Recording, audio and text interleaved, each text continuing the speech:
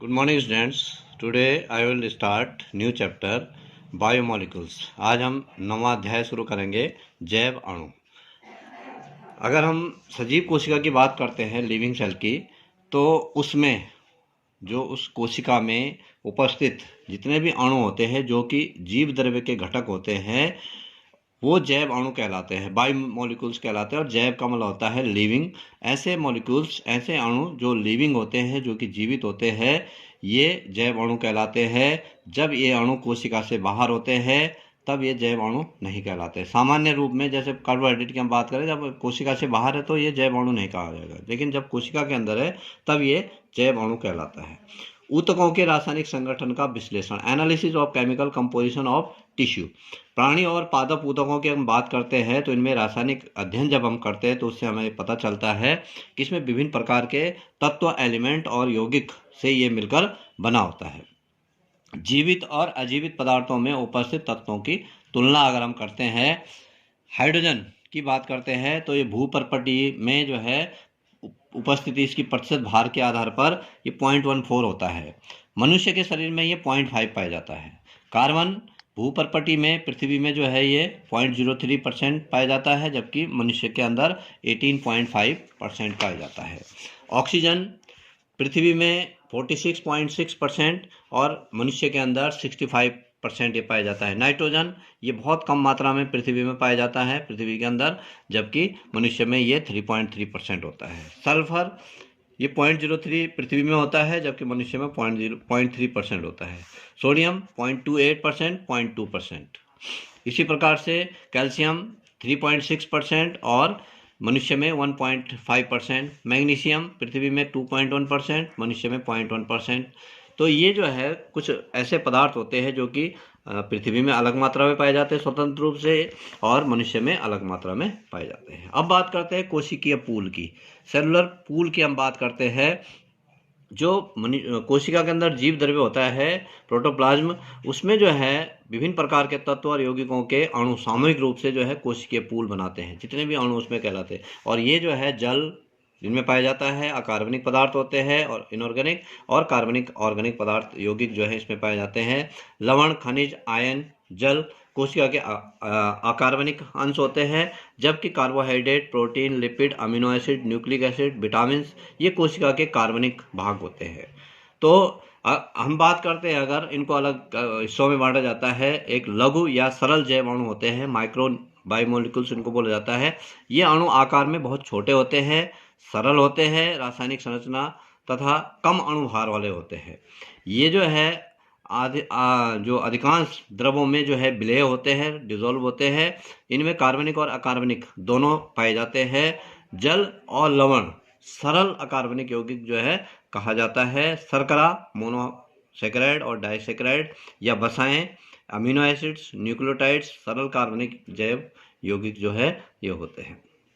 अब बात करते हैं बृहत या जो दीर्घ जैव अणु होते हैं, मैक्रो मॉलिक्यूल्स इनको बोला जाता है। ये बड़े आकार के होते हैं, एक तो जटिल संरचना इनकी होती है, इनका अणुभार भी बहुत अधिक होता है, और ये लघु अणुओं के बहुलीकरण से बनते हैं। उन्हीं का जो है पॉलीमराइजेशन होता है, और इसके अंतर्गत polysaccharide, glycogen, cellulose, chitin, protein, nucleic acid, ये जो है ये इसके उदाहरण है। अब बात करते हैं कोशिका के अकार्बनिक पदार्थ, इनऑर्गेनिक। इसमें जल आता है, और जल हमें जानते हैं कि ये जल जीव द्रव्य का सबसे महत्वपूर्ण और आवश्यक घटक माना जाता है। इसमें हाइड्रोजन और ऑक्सीजन का जो अनुपात होता है 2:1 रेशियो में ये पाया जाता है। और इसमें जो है ये एक ऐसा पदार्थ है जो कि अद्वितीय, यूनिक होता है, और भौतिक और रासायनिक जो है लक्षण ये प्रदर्शित करता है। इसके बिना जीवन की कल्पना नहीं की जा सकती।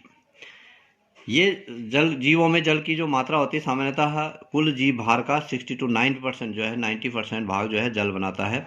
जल के गुण अगर हम बात करें तो जल पारदर्शी, स्वादहीन होता है, गंधहीन होता है, रंगहीन होता है और उदासीन होता है। मतलब इसका pH जो है वो 7 के आसपास होता है।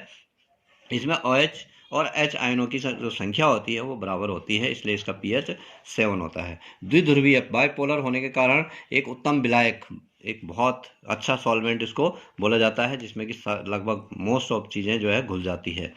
जल का जो उच्च क्वथनांक बॉइलिंग पॉइंट होता है जो कि 100 डिग्री सेल्सियस होता है।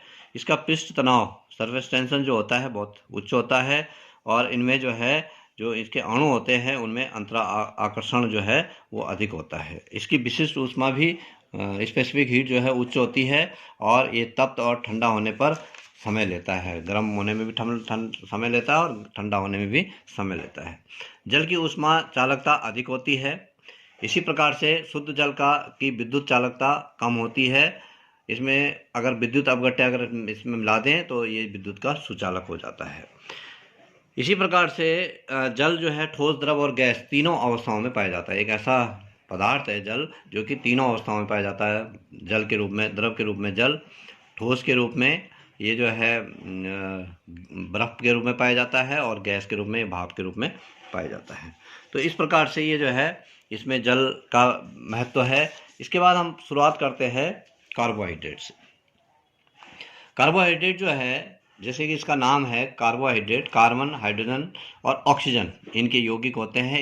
इनसे मिलकर ये बने होते हैं, और इसमें जो है हाइड्रोजन ऑक्सीजन का अनुपात जो है जल में हाइड्रोजन और ऑक्सीजन के अनुपात के बराबर जो है एक जैसा होता है, समान होता है, और इसलिए जो है इन्हें हाइड्रेट्स ऑफ कार्बन बोला जाता है। कार्बन के हाइड्रेट्स इनको बोला जाता है। और इनका जो सामान्य सूत्र होता है वो CnH2O होल N जो है इनका सूत्र होता है, या CnH2NON जो है इसका सूत्र होता है।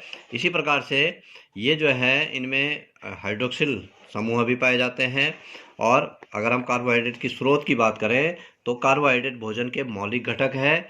ये हरे पादपों, जो हरे पादप होते हैं, सूर्य के प्रकाश की उपस्थिति में कार्बन डाइऑक्साइड और जल से मिलकर कार्बोहाइड्रेट का संश्लेषण करते हैं। तो पौधों में कार्बोहाइड्रेट सबसे ज़्यादा मात्रा में पाया जाता है। कार्बोहाइड्रेट के प्रकार, कार्बोहाइड्रेट 3 प्रकार के होते हैं। एक होते हैं मोनोसेकेराइड, दूसरे होते हैं ओलिगो या डाइसेकेराइड, पॉलीसेकेराइड, तीसरे प्रकार के पॉलीसेकेराइड होते हैं। जो मोनोसेकेराइड और ओलिगोसेकेराइड है ये सामान्य शर्कराएं होती है, सिंपल शुगर होती है, जो कि जल में घुलनशील होती है, और इन्हें लघु अणु भी कहा जाता है। जबकि पॉलीसेकेराइड जो होते हैं वो बृहद और कई मोनोसेकेराइड की एक चेन होती है, हजारों मोनोसेकेराइड मिलकर जो है वो पॉलीसेकेराइड का निर्माण करते हैं। अब बात करते हैं जो शर्करा होती है, वो स्वाद में मीठे कार्बोहाइड्रेट जो होते हैं वो शर्करा कहलाते हैं। जैसे ग्लूकोज, फ्रक्टोज, सुक्रोज, ये मीठे होते हैं। इन सभी में जो जितने भी पदार्थ होते हैं सब में हम शर्करा नहीं बोल सकते कि सब में शर्करा है। सारे कार्बोहाइड्रेट शर्करा नहीं कहलाते हैं। तो इस प्रकार से मोनोसेकेराइड की हम शुरुआत करते हैं। मोनोसेकेराइड जो होते हैं या सरल शर्कराएं इनको बोला जाता है। ये सरलतम कार्बोहाइड्रेट होते हैं जिन्हें सरल शर्कराएं भी कहा जाता है, और ये छोटी छोटी इकाइयों में जल अपघटन इनका नहीं हो सकता है। इनका सामान्य जो सूत्र होता है वो CnH2NON होता है, जो जिसमें कि N जो होता है वो वेरिएबल होता है, 1 2 3 4 ये इस प्रकार से वेरिएबल होता है। मोनोसेकेराइड के प्रत्येक अणु में 3 से लेकर 7 कार्बन परमाणु होते हैं। एक मोनोसेकेराइड का जो अणु होता है उसमें 3 to 7 कार्बन एटम होते हैं। अब मोनोसेकेराइड का वर्गीकरण देखते हैं। कार्बन परमाणु की संख्या के आधार पर हम इनका वर्गीकरण करते हैं। सबसे पहला आता है इसमें ट्राइजेज। ट्राइजेज में जो सामान्य सूत्र होता है वो C3H6O3, कार्बन 3 होते हैं इसमें, और इसीलिए इसका नाम ट्राइजेज है। हाइड्रोजन इसके दुगने होते हैं और ऑक्सीजन जो है 3 होते हैं। तो 3 कार्बन परमाणु होते हैं, जैसे ग्लिसरॉल्डिहाइड हो गया या डाइहाइड्रोक्सी एसीटोन हो गया, ये सबसे छोटे मोनोसेकेराइड है। इसी प्रकार से टेट्राइजेज जो है C4, टेट्रा का मतलब होता है 4, C4H8 और O4 जो है, ये 4 कार्बन परमाणु युक्त जो है शर्कराएं होती है। इसका उदाहरण है एरिथ्रोज और थ्रियोज। तो इस प्रकार से ये ग्लिसरॉल्डिहाइड जो कि ट्राइजेज है उसका एग्जाम्पल है। C3 कार्बन हो गए इसमें, और हाइड्रोजन की अगर बात करें तो 2 3 4 5 6 इसमें हाइड्रोजन होते हैं, और 3 इसमें ऑक्सीजन होते हैं, 1 2 3। तो इस प्रकार से इसका ये फॉर्मूला होता है। ये सिंगल बॉन्ड से जुड़े हुए हैं, ये CH2OH, CHOH, और इसमें क्या होता है, कार्बन जो है उसकी जो संयोजकता होती है वो 4 होती है। तो ये 4 संयोजक को जो है सेटिस्फाइड करता है। इसके जो है 4 तरफ से ये अपने को जोड़ सकता है। इसके 4 इलेक्ट्रॉन जो है कहीं भी संयोजकता कर सकते हैं। इसी प्रकार से ये भी जो है ट्राइजेस का एग्जाम्पल है। डाइहाइड्रोक्सी एसीटोन या ये एरिथ्रोज है, ये भी ट्राइजेस का एग्जाम्पल है, 3 कार्बन वाला एग्जाम्पल है। उसके बाद इसमें जो है बात करते हैं पेंटोज का मतलब होता है 5 कार्बन युक्त शर्कराएं ये होती है और इसमें कोशिका द्रव्य मुक्त रूप से ये नहीं मिलते हैं। इसके एग्जाम्पल है राइबोज, राइबोलोज, जाइलोज, आर्बिनोज और डीऑक्सी राइबोज, जो कि डीएनए में पाई जाती है, और राइबोज जो होता है वो आरएनए में पाया जाता है। तो ये राइबोज का एग्जाम्पल है। 1 2 3 4 5 कार्बन इसमें पाए जाते हैं। हाइड्रोजन जो है वो 10 होंगे इसमें। 1 2 3 4 5 6 7 8 9 10। इसी ये राइबोज का जो है वो सर्कुलर जो है स्ट्रक्चर है।